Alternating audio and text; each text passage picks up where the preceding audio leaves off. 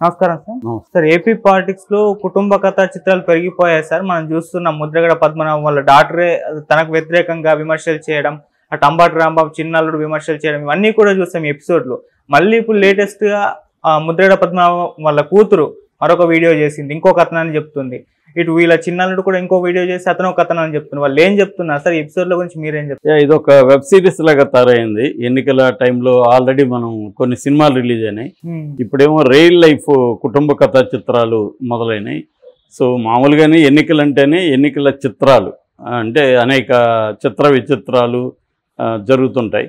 అందులో కొత్తగా యాడ్ అయిందంటే కుటుంబ కథా చిత్రం. ఇంతకుముందు కూడా ఉండేవి కుటుంబాల్లో, ఇది ఉండేది. కానీ ఇప్పుడు ఏమైపోయిందంటే ఏ చిన్న ఇది వచ్చినా దాన్ని ప్రతిపక్షం విపరీతంగా వైరల్ చేసి దాన్ని చర్చలు పెట్టి పెద్ద ఎత్తున చేసేస్తుంది. అంటే కాకి అదేదంటారు ఎద్దుపుండు బ్రహ్మరాక్షసి అని పాత సామెత ఉంది.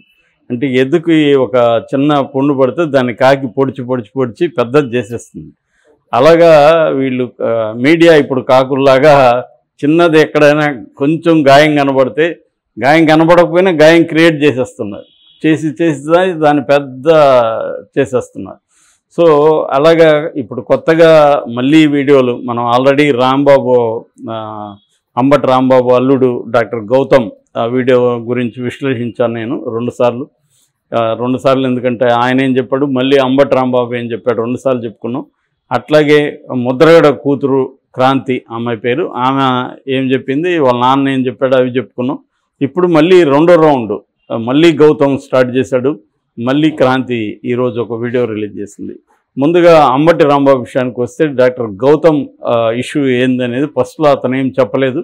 చెప్పకుండా మా మామ నీచుడు, నికృష్టుడు, దరిద్రుడు, శవాల మీద పేలాలు ఏరుకుంటాడు, అతను ఇప్పుడు ఒక పబ్లిక్ పోస్ట్కి కంటెస్ట్ చేస్తున్నాడు, అతను ఓడించండి అని పిలిపించాడు. దానికి పవన్ కళ్యాణ్ స్పందించి సొంత అల్లుడే ఇట్లా మాట్లాడుతున్నాడు పవన్ కళ్యాణ్ అన్నాడు. దానికి కౌంటర్గా అంబటి రాంబాబు రంగంలోకి వచ్చి, మా అల్లుడు నా చిన్న కూతురు డాక్టర్ మనోజ్ఞతో 4 ఏళ్లకు ముందే విడిపోయారు. సో వాళ్ళకి 2 పిల్లలు, ఒక బాబు పాప. సో పిల్లలతో కలిసి నా కూతురు నా ఇంట్లోనే 2 ఏళ్ళ నుంచి ఉంటుంది. అతను పిల్లలకు సంబంధించి సంరక్షణ బాధ్యతలు తీసుకోవట్లేదని మేము విడాకులు ఇవ్వడానికి ఒప్పుకోలేదు. సో అందుకని అది 4 ఏళ్ళుగా నడుస్తుంది, కోర్టులో ఉంది కేసు. సో ఇంతకంటే నేను ఎక్కువ చెప్పలేను. అతని సొంత పిల్లల్ని కూడా వదిలేసిన అతన నీచుడు, నేను నీచుడు, మీరే తేల్చుకోండి అన్నట్టుగా ఆయన ఒక వీడియో చేశాడు. దీని మీద ఇంకనేం మాట్లాడినాడు. కానీ అల్లుడు వదిలిపెట్టల. మళ్ళీ ఇతను నిన్న ఒక ఈవినింగ్ ఒక వీడియో రిలీజ్ చేశాడు. అదేంటంటే వాళ్ళ నాన్న డాక్టర్ గౌతమ్ వాళ్ళ నాన్న చనిపోయేటప్పుడు నేను మనవరాలను చూడాలి ఒకసారి అంటే వీళ్ళు పంపించలేదు. ఆ వీడియో కూడా నేను వీళ్ళకి పోస్ట్ చేశాను, మా నాన్న వేడుకుంటున్న వీడియో, అయినా కూడా కనికరం లేకుండా పంపించలేదు అని అతను ఆరోపిస్తూ, ఎవరు నీచుడో మీరే చెప్పండి అని ఆరోపించాడు. సో ఈ హోల్ ఇష్యూలో మనకి ఇదేంటంటే ఇప్పుడు డాక్టర్ మనోజ్ఞ అయితే ఇంతవరకు మాట్లాడలేదు. మొత్తానికి మనకు అర్థమయ్యేది ఏంటంటే, ఈ ఇన్ఫర్మేషన్ మొత్తంగా లేనప్పుడు మనం ఏ రకమైన జడ్జిమెంట్ చేయలేం. కానీ యాజ్ ఏ ఓటర్గా ఇప్పుడు నేను అక్కడ సత్తెనపల్లిలో ఒక ఓటర్ అనుకో, నేను రాంబాబుకు ఓటు వేయాలా లేదా కన్నా లక్ష్మీనారాయణకి ఓటు వేయాలా లేదా అని నేను నిర్ణయించుకోవడానికి ఈ ఎపిసోడు నాకు ఎలాంటి ఉపయోగపడుతుంది అంటే, రాంబాబు నీచుడా నికృష్టుడా అని నేను ఒక ఓటర్గా చూసుకున్నప్పుడు ఈ నియోజకవర్గానికి రాంబాబు ఏం చేశాడు ఈ 5 ఏళ్లలో, నెక్స్ట్ వస్తే ఏం చేయగలడు అనేది మాత్రం నేను ఆలోచించాలి తప్ప వాళ్ళ కుటుంబంలో అల్లుడికి ఏం చేశాడు లేకపోతే అవన్నీ నాకు ఎలా నేను నిర్ధారించుకోగలను? వీళ్ళిద్దరు చెప్పే ఇన్ఫర్మేషన్ బట్టి నేను ఎలా నిర్ధారణకు రాగలను? ఎందుకంటే నాకు తెలియదు కదా. ఇప్పుడు వాళ్ళిద్దరి పిల్లల్ని ఎందుకు వీళ్ళు, అతనైతే భార్యను వదిలేశాడని అర్థమవుతుంది, అతను ఏదో విడాకుల కోసం గొడవ చేస్తున్నాడు, వీళ్ళు విడాకులు ఇవ్వలేదు, ఇంతవరకు అయితే క్లియర్గా అర్థమవుతుంది. విడాకులు ఎందుకు ఇవ్వలేదనేది వీళ్ళు ఏం చెప్తున్నారంటే, పిల్లలకి అతను బాధ్యత తీసుకోవట్లేదు కాబట్టి పిల్లల్ని కూడా వదిలేస్తాడు కాబట్టి మేము ఇవ్వలేదు విడాకులు అని చెప్తారు. ఇది కోర్టులో ఉంది, కోర్టు తేల్చాలి వాళ్ళు. సో ఇది ఇద్దరి ఒక భార్యాభర్తల మధ్య విడాకుల అంశం, అది ఫ్యామిలీ ఇష్యూగా మారింది. ఫ్యామిలీస్ ఉన్నప్పుడు మారుతాయి. సో దీన్ని కోర్టు తేల్చుకోవాలా, ఆ 2 కుటుంబాలు తేల్చుకోవాలి తప్ప ఓటర్లకి ఏం సంబంధం ఫస్ట్ ఆఫ్ ఆల్. సో ఇది ఎక్కడైనా అంతే. ఇప్పుడు పవన్ కళ్యాణ్ 3 భార్యలు 4 భార్యలు అప్పుడు కూడా మనం అదే చెప్పుకున్నాం. పవన్ కళ్యాణ్ 3 భార్యలు ఉన్నారా 5 మంది ఉన్నారా అనేది అవసరం లేదు. అతను ఏమన్నా సాక్షాత్తు కోర్టే పెళ్ళైన వాళ్ళు కూడా అఫేర్ పెట్టుకుంటే అది వాళ్ళిద్దరి విషయం అని సుప్రీంకోర్టు అనేక సందర్భాల్లో చెప్పింది. కాన్సెంటింగ్ అడల్ట్స్ అంటే ఇద్దరి మధ్య వాళ్ళకి ఒప్పుదల ఉన్నప్పుడు దట్ ఈస్ దేర్ బిజినెస్ అని కోర్టు చెప్పింది. అలాంటప్పుడు వీళ్ళిద్దరికి కుటుంబంలో గొడవలు తీసుకొచ్చి ఎలక్షన్లో ఇతను పెడుతున్నాడంటేనే డాక్టర్ గౌతమ్ మీద డౌట్ ఖచ్చితంగా వస్తుంది. ఎందుకంటే అతను ఖచ్చితంగా బ్లాక్మెయిల్ చేస్తున్నాడు రాంబాబుని. నేను పెడతాను, నేను చెప్పింది వినకపోతే పెడతాను, లేకపోతే అతను పెట్టాల్సిన అవసరం లేదు, అతను కోర్టులో తీసుకోవచ్చు. సో అతను who is that Gautam to ask me to not to vote him? వాడెవడు గౌతమ్ అనేవాడెవడు? వాడు చెప్తే నేను ఎందుకు ఇతనికి ఓటు వేయకుండా ఉండాలి, లేకపోతే ఓటు వేయాలి? ఎవరైనా మనం ఏం నిర్ణయించుకుంటామంటే మనకి ఇతను ఈ నియోజకవర్గానికి ఏం చేశాడు, ఈ నియోజకవర్గ ప్రజలకు ఏం చేశాడు అనేది చూస్తారు. లేదు ఇంకా నేరో డౌన్ అయితే నాకేం జరిగింది ఇతని వల్ల అనేది ఓటర్ చూస్తాడు. అంత తప్ప ఈ గౌతము చెప్పింది రేపు పొద్దున మనోజ్ఞ కూడా రంగంలోకి వచ్చినా రావచ్చు. సో ఇది ఫ్యామిలీ గొడవ. ఫ్యామిలీ గొడవల్ని తీసుకొచ్చి బయటికి తీసుకొచ్చి ఒక పెంట పెట్టడం అనేది తప్ప ఇంకా ఇందులో అయితే ఏమీ లేదు. సో మేబీ ఇది ప్రత్యర్థులకి ఉపయోగం కాబట్టి, తెలుగుదేశం క్యాంప్కి ఇది ఉపయోగం కాబట్టి వాళ్ళు దీన్ని పెద్ద ఎత్తున హైలైట్ చేస్తున్నారు. దీని ఎఫెక్ట్ ఎలా ఉంటుంది అనేది మనం చెప్పలేం. నాకు తెలిసి ఇది పెద్దగా ఉండదని నేనైతే అనుకుంటున్నాను. నిజంగా ఆయన పెర్ఫార్మెన్స్ బాగుంటే గెలుస్తాడు, పెర్ఫార్మెన్స్ బాగాలేకపోతే ఖచ్చితంగా ఓడిపోతాడు రాంబాబు. అంతేగాని దీని ప్రభావం పెద్దగా ఉండదు.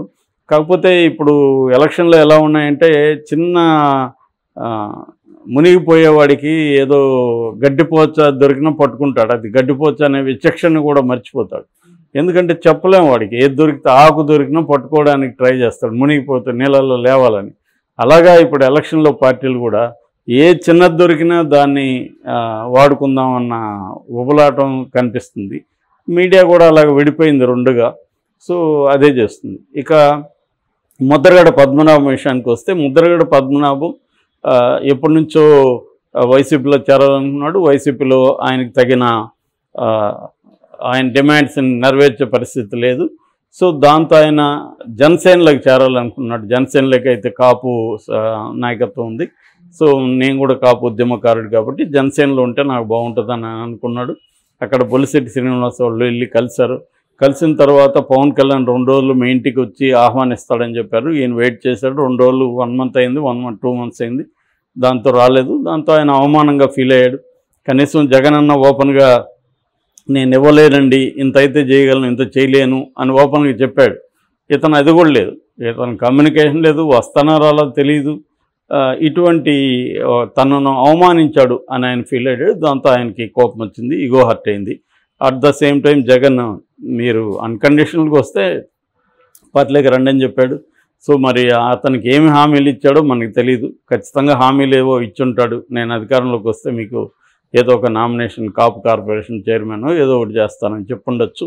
సో ఏదేమైనా అతను అన్కండిషనల్గా నేను వైసీపీలో చేరని అన్నాడు. సో జగన్ నేచురల్గా ఆయనకి ఇచ్చిన టాస్క్ ఏంటంటే అది ఆయనకు కూడా కోరుకున్నదే, పిఠాపురంలో పవన్ కళ్యాణ్ ఓడించడం. దాంతో ఆయనకు కొంత కాపుల్లో ఉండే పెద్దవాళ్లతో కొంత దగ్గర సంబంధాలు ఉన్నాయి, కాపు యూత్తో అంత లేవు. సో అందుకని ఆయన టార్గెట్ చేస్తూ పవన్ కళ్యాణ్ని ఓడించడానికి అక్కడ ట్రై చేస్తున్నాడు. ఆల్రెడీ పవన్ కళ్యాణ్కి రకరకాల ఇబ్బందులు ఉన్నాయి అక్కడ. అంటే వర్మ ఎంత మాత్రం పవన్ కళ్యాణ్కి హెల్ప్ చేస్తాడా అన్నది ఒక డౌట్ ఉంది. సో దాని మీద రకరకాలు, నిన్న కూడా ఒక వీడియో ఏదో రిలీజ్ చేశారు. ఆయన ఏదో మాట్లాడుతుంటే దాన్ని అటు ఇటు మధ్యలో కట్ చేసి వైసీపీ వాళ్ళు పవన్ కళ్యాణ్కి ఓటేయద్దు అని వర్మ చెప్తున్నట్టు ఒక వీడియో చేశారు. సో ఇలాంటి ఏదేమైనా వర్మ రోల్ మీద కొంత ఇబ్బంది అయితే ఉంది, ఇబ్బంది క్రియేట్ చేస్తున్నారు కూడా వైసీపీ వాళ్ళు.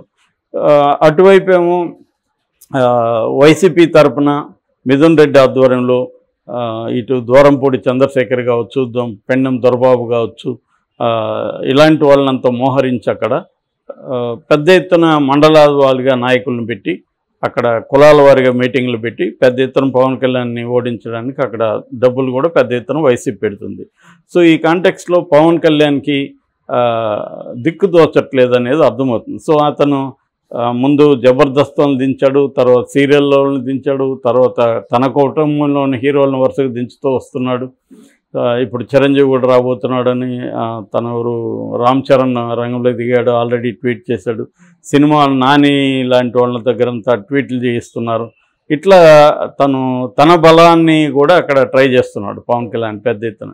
ఈ కాంటెక్స్ట్లో ముద్రగడ తనకి ఇబ్బందిగా మారుతున్నాడు. ఎందుకంటే కాపులని చీల్చగలిగిన శక్తి ఉన్న వ్యక్తి అక్కడ ముద్రగడ, వంగగీతతో పాటు.